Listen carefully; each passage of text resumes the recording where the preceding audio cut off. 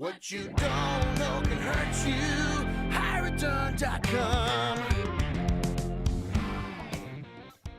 The dirty word in home improvement that nobody wants to talk about is budget. It's the number one thing that homeowners are not honest about with their contractors, and sometimes even themselves. It's not because homeowners are trying to be deceptive, it's because they fall into some of the easy traps of home improvement planning. Let's talk about what a few of those are and how to properly plan a budget for your next home improvement project. Number one, do your research. Get a general idea of what things cost going into your project.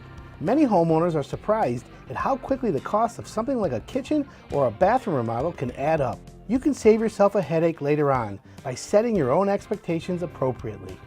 Number two, take a good look at your own finances. Being honest with yourselves about how much money you have available for a project is equally important. If you don't have the finances available for what you want now, you could plan your project in phases or prioritize a less costly project now so you have time to save up for that dream kitchen. Number three, make sure you set aside at least 15% for contingency on each item. Look, shit happens. Maybe the supplier you're going to use is out of the light fixtures you picked out, so you have to order them from a more expensive supplier. Maybe you realize that you actually hate the hardware you selected when you see it on your cabinets. Little things will come up, and you want to make sure you can be flexible during a project so you get the results you can live with for a lifetime. Number four, understand the time requirements of managing a project yourself and be honest as to whether or not you have the time. Today, time might be the most important tool in your toolbox. It's okay to admit you don't have time to manage a project yourself, or just like managing your finances, planning a project in phases or tackling a smaller project first can help you better manage your time. Number five, take your time in the planning phase and be thorough.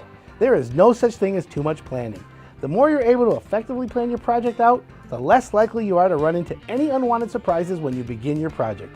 On the other hand, don't psych yourself into getting cold feet. This is your house and your project. Once you're prepared, it's okay to start. Number six, be prepared for unhappy surprises. No matter how much you plan, you can still run into unexpected circumstances. This is why you set aside 15% per item earlier. Maybe the perfect spot for your swimming pool happens to be on top of a gas line after all. Or it turns out that the wall wasn't supposed to be load bearing and it actually is. Only hindsight is 20/20. That's why you need not only to be financially flexible, but mentally and emotionally flexible as well. A project can be stressful, but being ready to adapt to the situations you didn't plan for can put you ahead of the curve and prevent your dream project from turning into your worst nightmare. Number seven, decide ahead of time where you might want to splurge and where you want to save. Part of the reason planning and research is so important is that you get a good idea of what it is that you want. That way, you know where you might want to spend a little bit of extra money if a project's running under budget, and where you can skimp a little if an unexpected surprise sets you back more than you counted on. Number eight, don't skimp on the labor. You get what you pay for. A lot of homeowners want to invest their money into materials and try to save on labor. This is a dangerous trap to fall into because shoddy labor almost always costs you more in the long run. No matter how great the rest of your remodel looks, something like a bad paint job is instantly noticeable every time you walk into that room. Not to mention the fact that the cheapest contractors are not likely to be as effective at keeping a project on schedule or as communicative when problems arise. Number nine, look into financing options and decide if that is best for your situation.